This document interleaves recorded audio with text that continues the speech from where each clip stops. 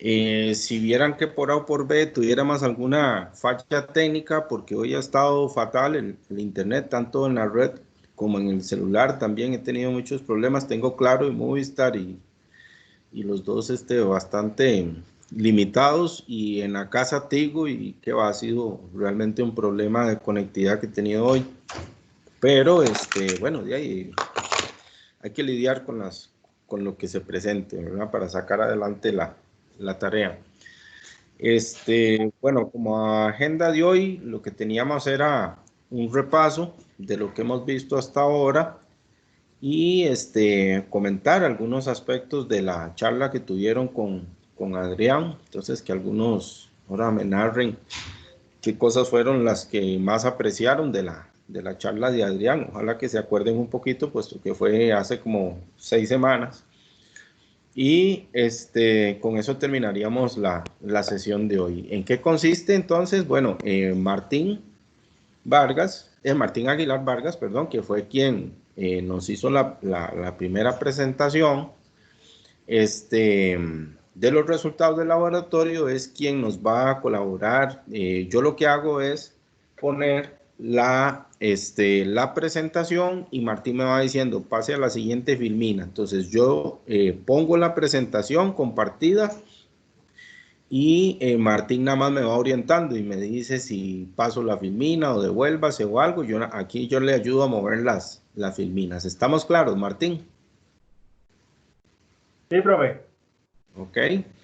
Brian igual me va a ayudar con el laboratorio 2, ¿verdad? Entonces, por cualquier cosa, ¿verdad? Entonces, cualquier cosa me avisan. Aquí veo algunos comentarios. Tienen como lenta la red o algo así, algunos, ¿verdad? Por lo que veo. Veo a Marta. Bueno, no, el que pregunta es Alejandro. Me parece, Alejandro, que más bien el que tiene como problemillas de conectividad es Alejandro, ¿verdad?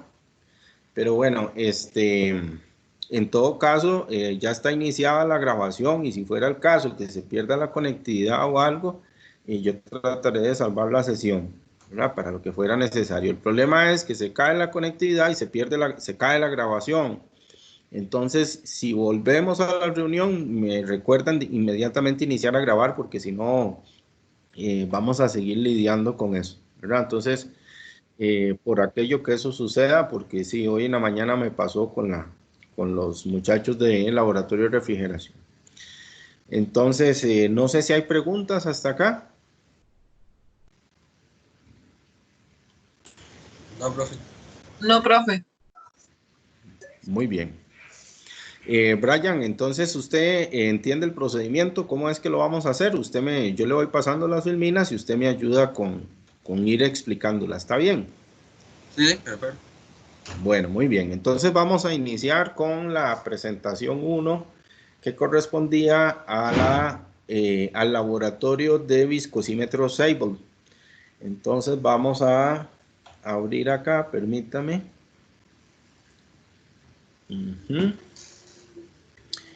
Y vamos a cerrar aquí. Vamos a bajar esto y vamos a ponerlo en ventana completa. Ok, vamos a ver. Modo pantalla completa. Ok. ¿Pueden ver bien todos ahí? ¿Sí? Sí, profe. Sí, sí. Sí. Ok. Si yo pregunto, porque a veces ponemos la presentación y hay gente que la pantalla se le queda en negro, entonces hay que esperarse, porque a veces son como cosillas de la conexión, ¿verdad? Entonces, por aquello. Entonces, Martín, le cedo la palabra y usted me dice cómo vamos avanzando. Ok, está bien, profe, listo. Muy bien, adelante entonces. Bueno, buenas tardes a todos. Vamos a recordar un poco lo que fue el laboratorio 1, que era de viscosidad cinemática y densidad.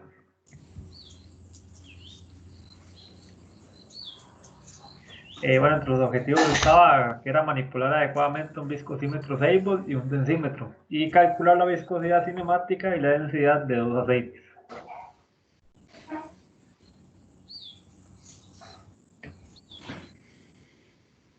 Bueno, entre el procedimiento estaba para la toma de lo que fueron los datos experimentales, que fue verter el aceite de cada muestra, que eran la A y la B, en una probeta en un beaker, tanto para medir la densidad y la temperatura de este por medio del densímetro y de un termómetro respectivamente, dejándolo flotar inmersos en el aceite para anotar los datos en las tablas.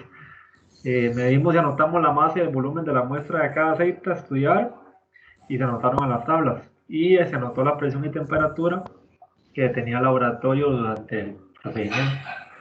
Para desarrollar el laboratorio, se vertió las muestras de cada aceite en los recipientes de cada viscosímetro Seibold. Se conectó el viscosímetro y se calentó uno a una temperatura de 40 grados Celsius y el otro a una temperatura de 100 grados Celsius. Se tomó el tiempo en segundos que tarda cada muestra de aceite en llenar las copas de 60 mililitros que estaban debidamente calibradas y se anotaron en las tablas. Y por último, desconectar el equipo y limpiarlo. Muy bien, aquí destacar que teníamos un procedimiento que está normalizado por ASTM, ¿verdad?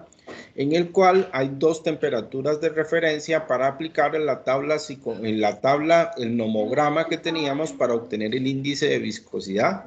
Y por eso es que en el procedimiento de utilizar el viscosímetro utilizábamos dos temperaturas de referencia. Una era la de los 40 grados y otra la de 100 grados, utilizando unas pequeñas probetas que eran de 60 mililitros, donde vertíamos el aceite, entonces, en unas capillas que están calientes, ¿verdad? Por un sistema de aceite caliente que uniforma la temperatura, y entonces procedíamos a trabajar con este procedimiento que nos describe Martín. Adelante, bueno, Martín. Vamos con los resultados experimentales, tanto de la muestra A como la muestra B. Para la muestra A, bueno, tenemos la tabla 1, que es los datos experimentales en la determinación de la densidad y peso específico de una muestra de aceite a temperatura ambiente. Para la muestra A tenemos la lectura del densímetro. Creo que ahí era .880, o no me acuerdo si 880, es que creo que una está en una medida y la otra está en otra medida. Está convertida a la otra medida, entonces por eso sale el número entero. Ok, tal vez yo puedo aclarar ahí. Resulta que la escala de los dos hidrómetros que utilizamos para realizar las lecturas de densidad, uno está en miles y el otro está, hay que multiplicarlo, ¿verdad? Entonces, es por eso que en A y B tenemos unas lecturas que al final son las mismas, solo que en el densímetro de abajo hay que multiplicarlo por 1000, pero tendríamos el de 890, ¿verdad? Okay, adelante, Martín. Entonces para la muestra A tenemos el densímetro fue 880, la temperatura ambiente era de 23.88 grados Celsius, el volumen que era el beaker era 150 mililitros y la masa era de 0.123 kilogramos. Para la muestra B tenemos que la lectura del densímetro eran 0.890, la temperatura 23.5 grados Celsius, el volumen era el mismo, 150 mililitros, y la masa era 0,128 kilogramos. Y la presión del laboratorio durante las pruebas en ambas muestras era de 861 milibar. Ok, muy importante aquí es rescatar que utilizamos una balanza analítica para obtener los resultados de las masas, y los volúmenes los obteníamos al llenar un pequeño beaker hasta 150 mililitros, y los densímetros, que eran los que introducíamos en las probetas de 250 mililitros, ¿no? Adelante, Martín. Listo, en la tabla 3 tenemos los datos experimentales en la medición del tiempo de goteo de la muestra de aceite con un viscosímetro Seibold, que están en SSU, que son segundos Seibold universales. Igual la presión era de 861 milibar, y tenemos el tiempo para la muestra A y B, tanto a 40 grados Celsius como a 100 grados Celsius. Ahí lo pueden ver en la tabla. Ok, como pueden ver, aquí ya hay dos variables importantes en la viscosidad. Podemos ver que lo que llamamos segundo Seibold, al final de cuentas, es el segundo conocido como patrón, que es el de un reloj. Y lo que podíamos ver era que realmente estos mismos fluidos a temperaturas más bajas, pues lógicamente van a durar más en pasar por un orificio, dado que su viscosidad es mayor, ¿verdad? Y ya entonces esto de por sí nos da un vistazo a entender que los aceites, conforme se aumenta la temperatura, son menos viscosos. Vamos con el análisis de resultados. Para el cálculo de la densidad de cada muestra, tenemos para la muestra A, bueno, la masa que fue de 123 kilogramos, entre el volumen que eran 150 mililitros, se pasó a metros cúbicos para tener la densidad en kilogramos por metro cúbico, y tenemos que para la muestra A son 820 kilogramos sobre metro cúbico. Igualmente para la muestra B se tiene la masa de 0,128 kilogramos, el volumen de 150 mililitros, que igual se pasó a metro cúbico, y nos da una densidad de 853 kilogramos sobre metro cúbico.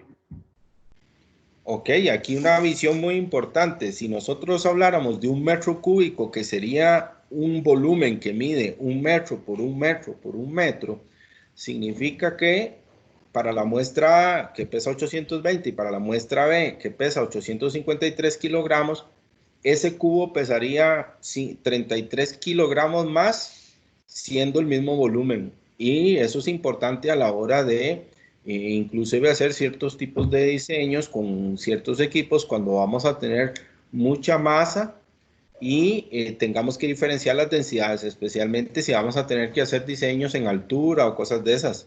Entonces, un tema interesante de indicar que ocurre muy frecuentemente cuando trabajamos en la industria. Para el cálculo de la viscosidad, para cada muestra de aceite, entonces tomamos las ecuaciones que se muestran a continuación, que ahí están en la filmina, ¿verdad? Si es menor o igual a 100, entonces se usa la de arriba, y si es mayor o igual a 100, se usa la ecuación de abajo. Entonces, para las muestras a 100 grados Celsius, ahí tenemos bueno, la fórmula, y se cambian los SSU, que en nuestro caso fueron 90,61 para la muestra A y 80,21 segundos para la muestra B. Entonces tenemos 18,33 centistocks para la muestra A y 15,70 centistocks para la muestra B. Y para las muestras a 40 grados igual, se toma la otra ecuación, se ponen los segundos, y para la muestra A tenemos 163,72 centistocks y 160,19 centistocks para la muestra B. Muy bien, aquí recordar que el centistock es la unidad de medida con la que podemos trabajar el nomograma. Entonces, por eso es que hay que hacer una conversión a centistocks. Y podemos ver que una muestra tiene mayor viscosidad y por lo tanto un valor de centistocks más alto a una temperatura más baja. Mientras que a 100 grados tenemos valores de centistock más bajos, puesto que mucho de la sustancia ha perdido digamos, esa fricción entre capas debido al incremento de la temperatura.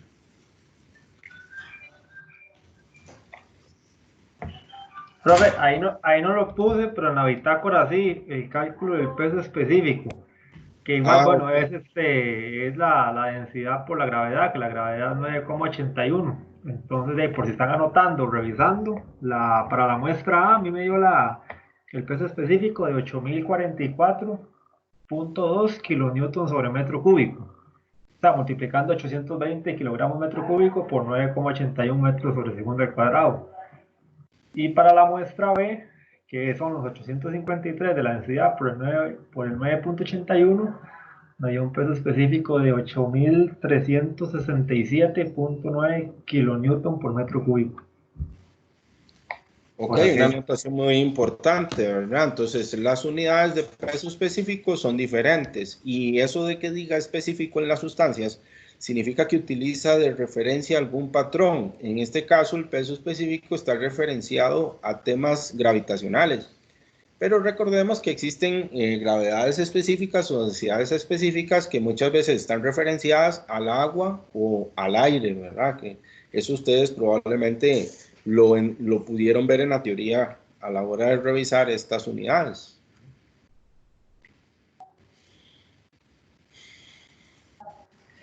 Para el cálculo del índice de viscosidad para cada muestra de aceite, entonces, y como no se tiene ninguna fórmula, Usamos el nomograma, que nos ayuda a encontrar el tipo de aceite de cada muestra según lo que nos indica la clasificación SAE. Entonces, digamos, tenemos que para la muestra A tenemos un rango de 18,33 centistock a 100 grados y 163,72 centistock a 40 grados.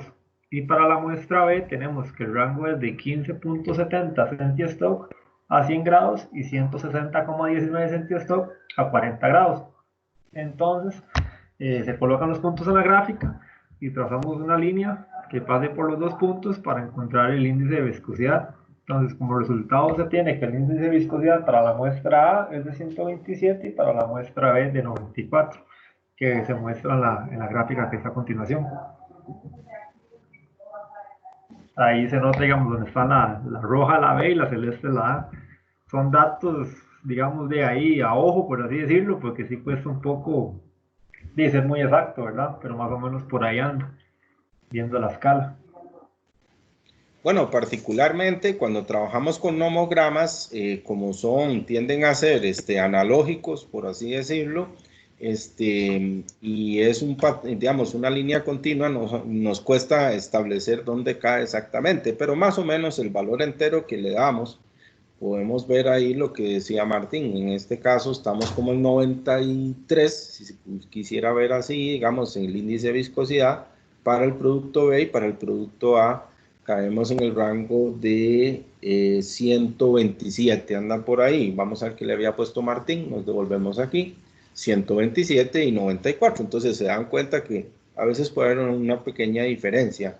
Ahora, ¿para qué nos servía el índice de viscosidad? Muy importante aquí, Martín, recordar que si daba más de 100 o si daba menos de 100, ¿qué significaba eso?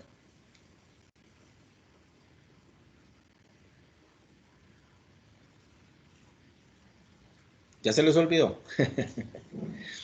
Si el índice de viscosidad da más alto que 100, entonces, ¿qué tipo de aceite tenemos? Y si el índice de viscosidad da menos de 100, ¿qué tipo de aceite tenemos?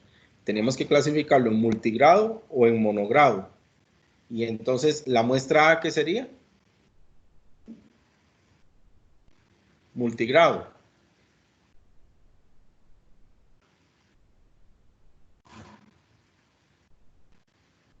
Monogrado, sí, la A es multigrado y la B es monogrado. Es que esa está la que sigue en las conclusiones. Ah, bueno, entonces pongámoslo aquí. Vamos a ver si es cierto que Martín no lo puso. Ah, ok, efectivamente. Ve, pero estaba viendo a ver si ya lo tenía en la mente, ¿verdad? Sí, entonces, Adelante. digamos, en las conclusiones tenemos que, de acuerdo al nomograma, la muestra A, como tiene un índice de viscosidad de 127, entonces se dice que es un aceite tipo multigrado. Para la B, como el índice de viscosidad es menor, es de 94, entonces se dice que el tipo de aceite es monogrado. En base a la clasificación SAE, para el aceite monogrado, al tener 15,70 centistock de viscosidad, podemos decir que el aceite es grado SAE, ya que está en ese rango que nos dice la clasificación. Y para el aceite multigrado se tienen 18,33 centistocks, pero bueno, yo revisando la clasificación, cae en un aceite que puede ser grado SAE 5W50, 15W50 o 20W50.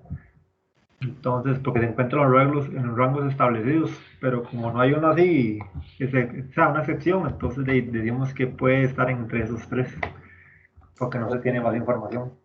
Muy, muy importante. Bueno, recuerden que SAE es la Sociedad de Ingenieros Automotrices de los Estados Unidos, ¿verdad? Ella fue creada por Henry Ford allá en 1917, 1920, o sea, es una organización de muchos años que, bueno, ha establecido el tema de los aceites. ¿Por qué hacemos este trabajo de establecer los grados de viscosidad de los aceites, los índices de viscosidad y cómo identificarlos? Porque ustedes cuando vayan al campo y estén revisando maquinaria, muchas veces no van a saber qué tipo de aceite es el que usted tiene disponible. Si usted no conoce el tipo de aceite y le pone otro aceite diferente al equipo, se le va a dañar, se le va a sobrecalentar, probablemente va a haber fricción sobre los elementos y se van a dañar. Entonces, es muy importante poder establecer cómo se hacen estos procedimientos con miras a que el día de mañana en una industria donde usted no puede identificar el tipo de aceite de una máquina, usted la manda a un laboratorio y el resultado que a usted le mandan, usted lo puede interpretar, usted sepa lo que le están diciendo. En este caso, para multigrado, efectivamente, como lo dice Martín, tenemos varios grados AE. Particularmente este aceite que utilizamos para el laboratorio es un 15W50, entonces vean que estuvo como en el rango medio, ¿verdad? Sin embargo, en el país se vende mucho el 20W50, entonces es muy típico. Recuerden que la W significa winter, o sea, es un aceite que puede trabajar en el invierno y en el verano. Eso es la facultad que tiene el multigrado. El monogrado fue hecho para trabajar en un lugar donde las condiciones de temperatura y presión normalmente son a nivel atmosférico son siempre las mismas o son muy similares. Entonces antes en Costa Rica era muy típico usar el SAE 40 para vehículos. Hoy en día siempre usamos multigrado. Aparte de eso, el multigrado es más caro, entonces comercialmente nos vende mucho el uso del multigrado, pero si usted es un lechero, digámoslo así, y siempre va allá al volcán Irazú y vuelve a bajar, con más razón tener un aceite de amplio espectro como el multigrado 5W50 puede ser mejor para la vida del motor. Entonces, todo esto se extrapola a la maquinaria de mantenimiento estacionaria que tenemos ahí para motores, para cárters, de todo lo que son transductores de velocidad, convertidores de relaciones, todo eso. Entonces, tómenlo en cuenta. Y bueno, ahí nos dejaba Martín una bibliografía. El MOD es un buen libro de referencia, se los recomiendo siempre, traten de tenerlo siempre a mano, es el mejor libro para trabajar en la calle, por así decirlo, ya que el libro va muy a lo práctico, sin dejar de mano la normalización. Y el Cengel y Simbala lo que tienen es que son cursos muy teóricos universitarios. El mecánica de fluidos fue pensando en el estudiante universitario y en el ingeniero que está en el campo, entonces por eso es un excelente libro.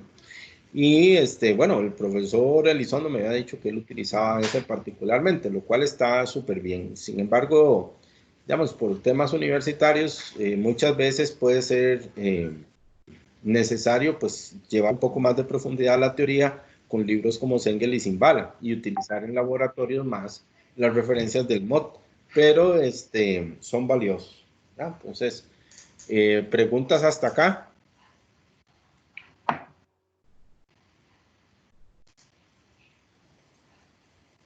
No, no está claro.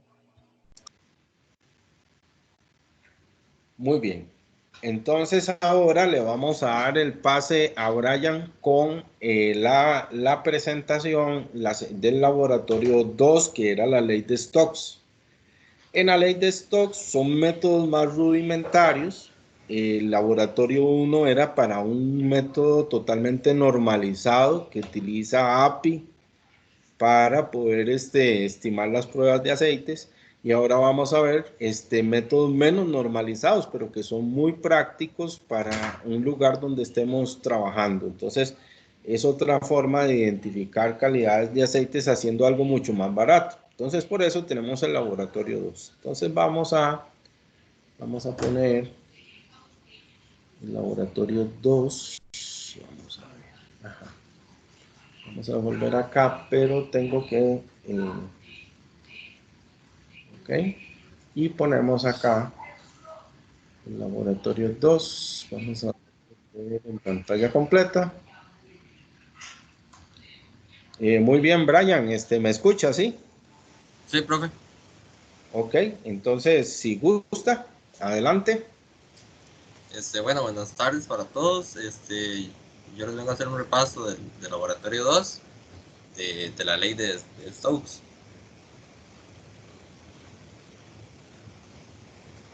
En esta diapositiva tenemos el objetivo, que era calcular la viscosidad de un aceite, bueno, en este caso 2 muestras de aceite, a través de la ley de Stokes y comparar el resultado con la viscosidad real de la sustancia, que en realidad tomamos como teórico el método más normalizado, que era el de viscosímetro Gilman.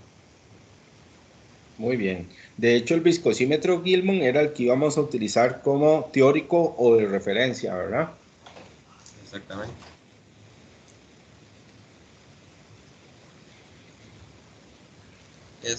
Como parte del marco teórico de algunas definiciones importantes, la ley de Stokes, bueno, trata sobre el estudio de la fuerza de fricción de un objeto esférico, en este caso, inmerso en un fluido. Entonces, algunas condiciones que se deben cumplir con esta ley es que, bueno, sean objetos esféricos, que el fluido sea viscoso, de régimen laminar y con bajos números de Reynolds. Además, deben ser partículas esféricas pequeñas para hacer los procedimientos y a velocidades bajas. Y bueno, ahí en la parte inferior tenemos los 3 métodos que utilizamos en el laboratorio, que fue el Sable de caída libre y el viscosímetro Gilman.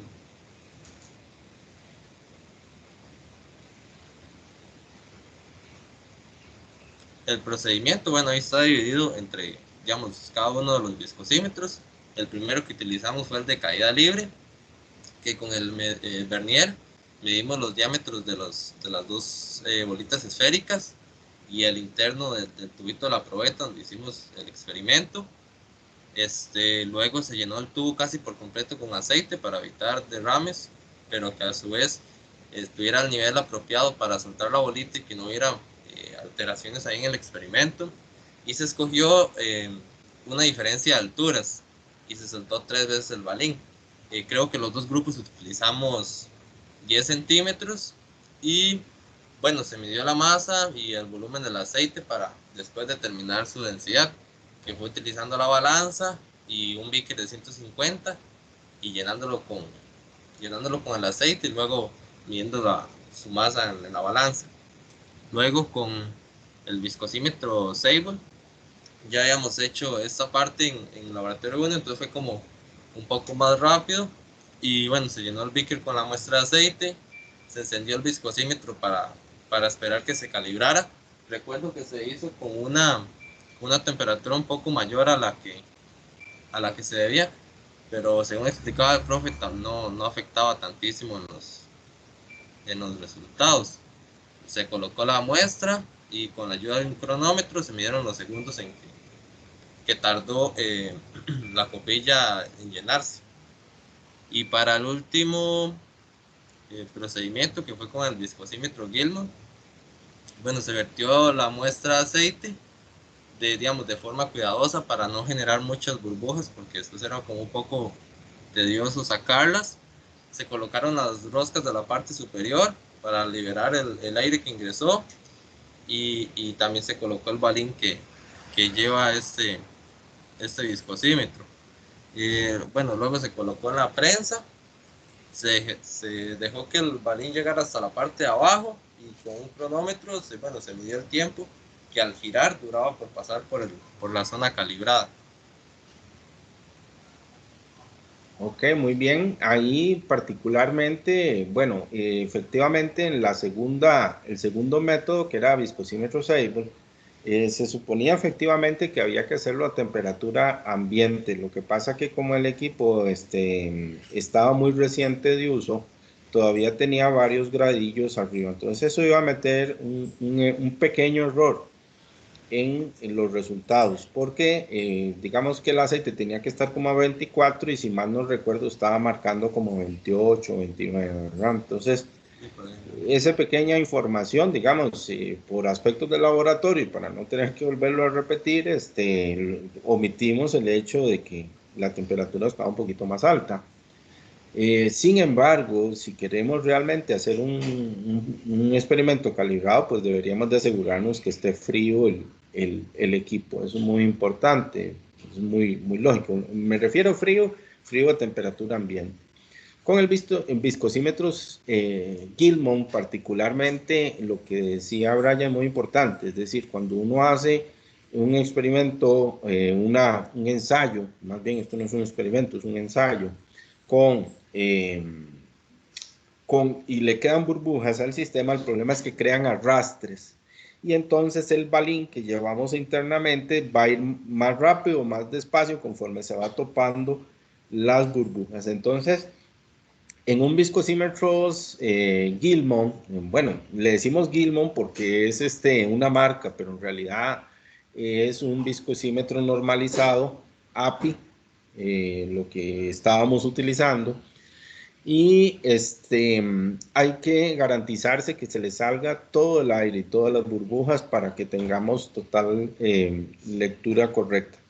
Y por eso lo utilizamos como, digámoslo así, método teórico para poder comparar a los otros dos, ¿verdad?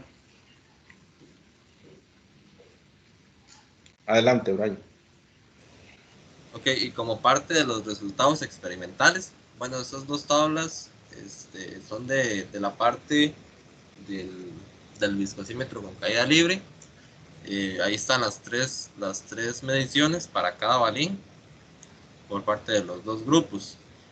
Bueno, la distancia en los dos grupos fueron unos 10 centímetros. Bueno, ahí cambia un poquito la medida con el vernier, que es una interpretación, pero nada significativo. Y los tiempos que duraron en pasar en esas distancias. Y a la derecha, bueno, para la muestra A, está el diámetro interno que se consiguió, que fueron 10,58 milímetros, la temperatura ambiente registrada y, bueno, los promedios de esos tiempos para el balín de mayor tamaño y para el más pequeño, igual para la muestra B. Ok, muy bien. Entonces ahí importante, la definición de la distancia recorrida es proporcional al tiempo. Entonces podríamos poner una distancia más larga o más corta. Cuando yo les mande esto para efectos de examen, lo que vamos a hacer son casos en los que estos resultados ya vienen por ahí. Muy probablemente ustedes tengan que responder preguntas generadoras sobre los resultados obtenidos. Entonces es muy importante observar unidades, tiempos y otras cosas y tener muy presente la lógica matemática en estos procesos para poder llegar a un buen resultado con respecto a la realización de los exámenes que vamos a hacer de manera asincrónica, pero digamos que es de manera asincrónica de corto tiempo, ¿verdad? Yo no les puedo dar ahí un montón de tiempo, recordando que los casos que vamos a hacer es como si estuviéramos en el laboratorio con un poco más de tiempo para terminarlos, ¿verdad? Entonces, que eso que ustedes lo tomen en cuenta a la hora de realizar la prueba, para lo cual ahí las instrucciones espero que queden bien claras. Y entonces caracterizar eso, muy bien. Esta segunda tabla fueron para los tiempos obtenidos con el viscosímetro Seidel. Entonces, en la parte izquierda, que fue de las temperaturas que hablamos antes, estaba un poco más caliente de lo que debería estar. Fueron 27,3 para la muestra A y para la muestra B 27. Y los tiempos obtenidos en segundos Seidel universales, que son los segundos normales que conocemos, que fueron 1361,7 y para la muestra B 1401. Aquí recordar nuevamente que como es un fluido newtoniano, hay una cierta relación temperatura-tiempo. No es exacta, ¿verdad? Y ahí es donde aparece algún tipo de error en la realización de estos ensayos, pero dadas las circunstancias, pues así los íbamos a considerar.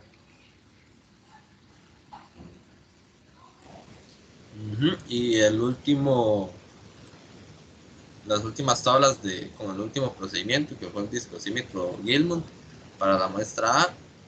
Bueno, se hizo 3 repeticiones de la misma prueba y ahí están los tiempos. Para la muestra A tenemos 61,80, 66,6 y 69.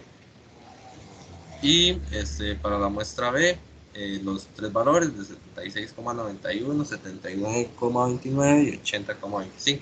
En la parte derecha está el cálculo de la masa, comentábamos antes, el volumen utilizado y pasado ya a metros cúbicos y el cálculo de la densidad con los dos datos anteriores. Entonces tenemos 826,67 kilogramos entre metro cúbico para la muestra A y 840 y... no veo bien, bueno, pero ahí es 846,67. Ajá, kilogramos por metro cúbico, que fue la densidad para la muestra B. E igual también calculamos el promedio de esas 3 mediciones que están en la parte inferior de cada tabla. 79 segundos, 79,02 segundos. Y en la muestra 65,8 segundos. Muy bien. Bueno, aquí nada más caracterizar que el viscosímetro Sable es bastante preciso y seguro, entonces por eso lo íbamos a utilizar como referencia, ¿verdad? Entonces, ya de aquí podemos ir viendo algunas cosas. La muestra A y la muestra B implica que si la caída libre tiene un tiempo más corto, pues tiene menos viscosidad. Entonces, la muestra A pareciera tener menos viscosidad que la muestra B.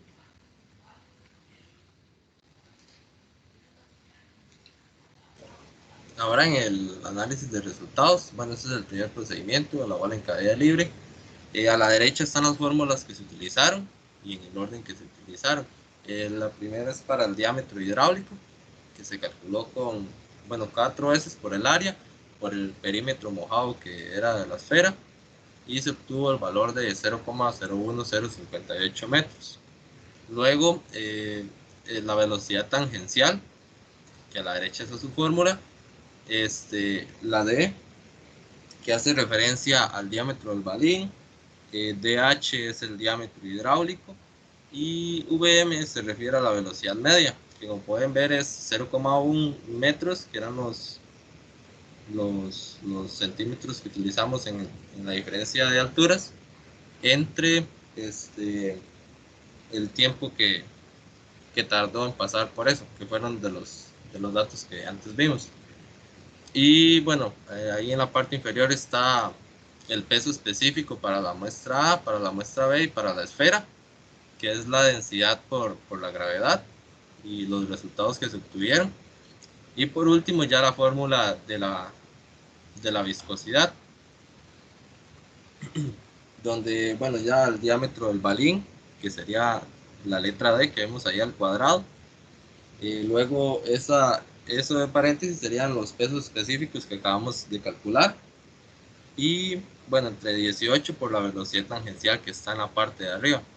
Y en la parte inferior derecha está la tabla de resumen de los datos, porque la velocidad tangencial, tanto como el valor de viscosidad final, iban a cambiar con el cambio de los diámetros y bueno, las dos muestras.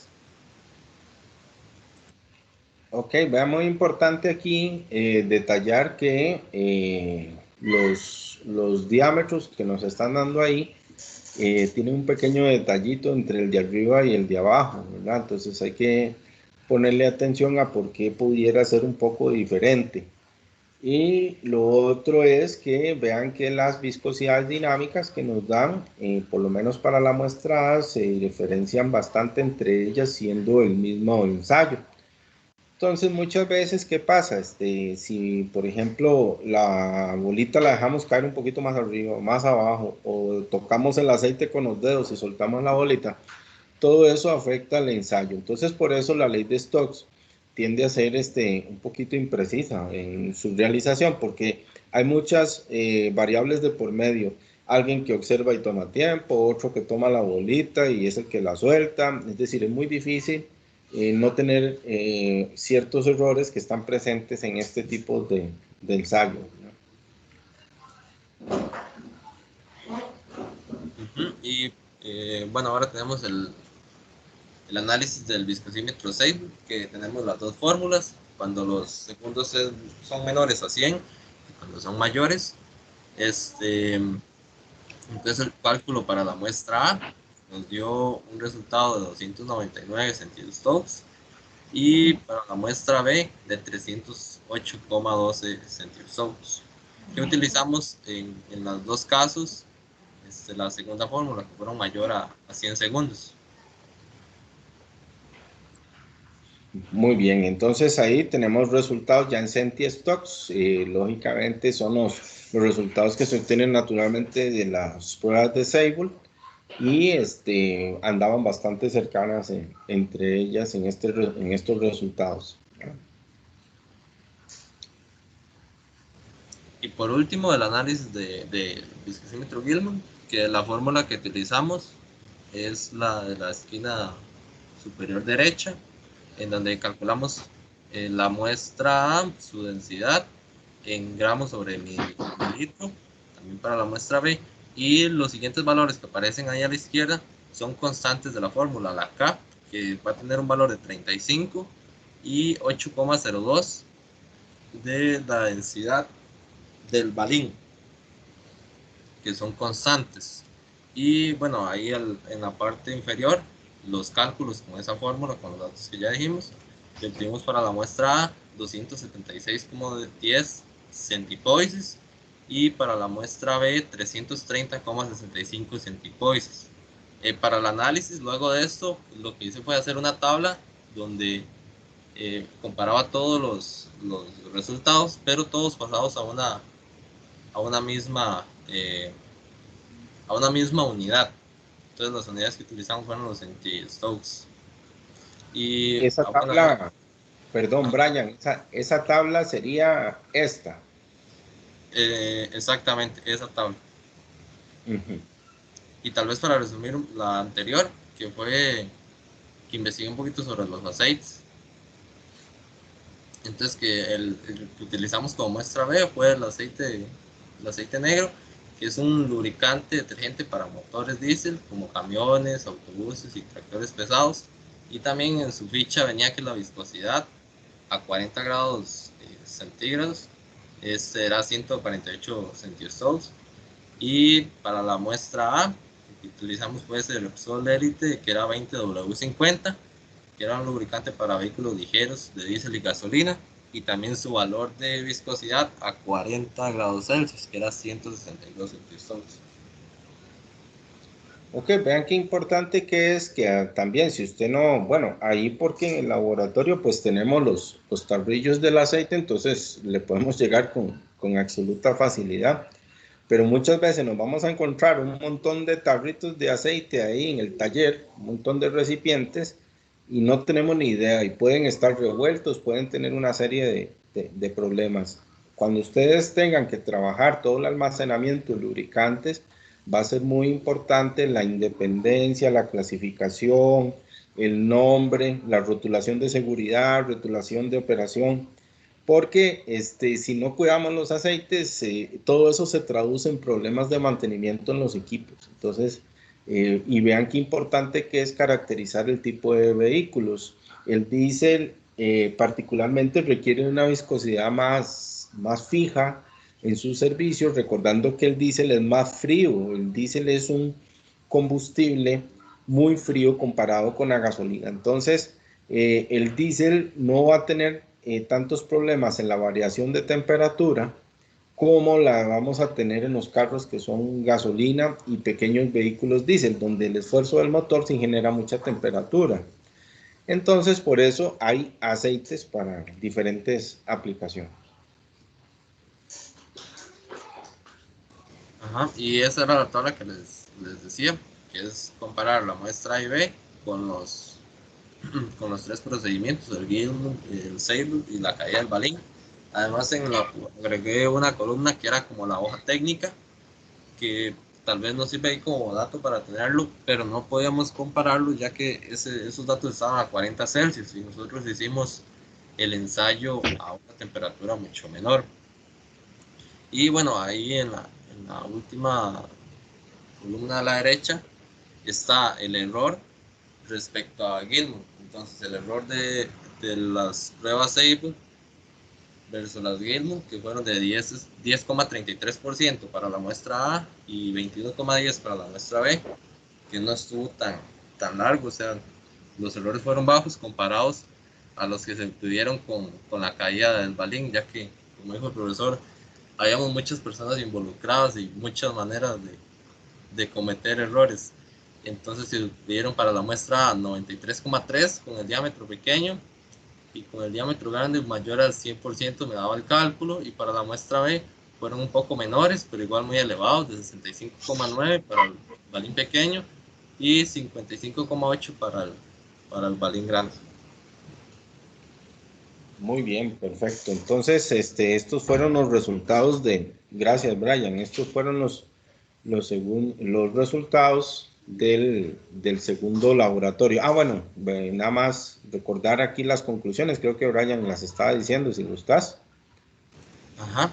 Bueno, entonces, como decíamos al principio, el viscosímetro Gilmour posee mayor precisión para medir la viscosidad, ya que es un ensayo estandarizado y no hay como tanto error humano ni de medición. Bueno, la segunda conclusión que tenía ahí era que por el viscosímetro Sable arroja porcentajes de error relativamente bajos, y esto es porque es un experimento también realizado, mientras que con la caída del balín, los errores humanos, la hora de tomar el tiempo, de soltar muy arriba el balín y todas esas cosas, lo hacen muy, muy impreciso. Sí, muy bien. Entonces, finalmente cerramos otra vez con las referencias bibliográficas y concluimos con la presentación de Brian. Para el laboratorio 3, vamos a darle aquí un escape.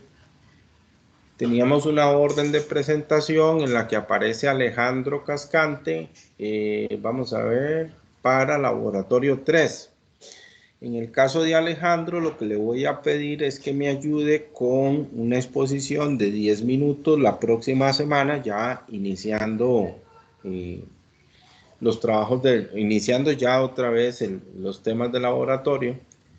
Le tocaría lo que fue manometría, Alejandro. ¿Estamos claros, Alejandro?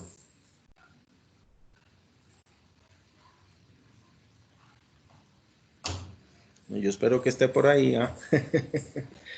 Entonces, continuaríamos después con el laboratorio 4. Entiendo que no hemos realizado el laboratorio 4, ¿verdad? Que era el de métodos para medir caudal, o sí ya lo hicimos. Que es una confusión. No, profe, no lo hemos hecho. El laboratorio 4 no se ha realizado. No, señor. No se ha realizado. Perfecto. Entonces, en la próxima semana oficialmente arrancaríamos con métodos para medir caudal, parte A. Entonces, ¿en qué va a consistir la sesión? Yo les paso una breve presentación de qué consiste el laboratorio.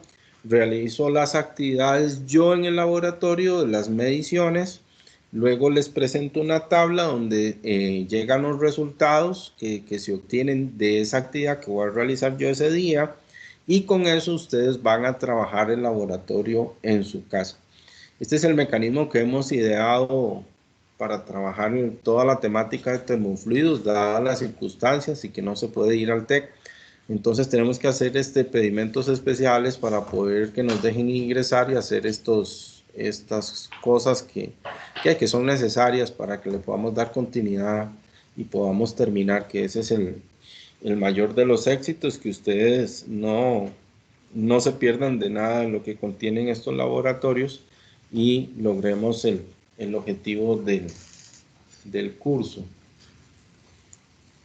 No sé si hay comentarios hasta acá, preguntas. No, profe. Muy bien, entonces, bueno, esa era la sesión del día de hoy, era repasar los dos laboratorios muy importantes. Quedamos pendiente con el laboratorio 3 para exposición la otra semana, y le agradezco a Alejandro que me envíe, tal vez por ahí del martes, la presentación que él quiere que yo le transmita a ustedes para que él nos explique los resultados. Posteriormente arrancamos con la sesión de laboratorio, vemos el video de qué fue lo que se hizo y les entrego la tabla de resultados. Ustedes después todo eso, como ya lo caracterizamos, lo hacen en la bitácora, y la persona que le corresponde la siguiente semana pues me manda la presentación, y así arrancaremos todas las sesiones con la presentación del compañero que le corresponda al laboratorio anterior, ¿verdad? Entonces, preguntas, si no hay más preguntas, estamos. Bueno, muy bien, entonces creo que esto va a ser todo por hoy. Voy a parar la grabación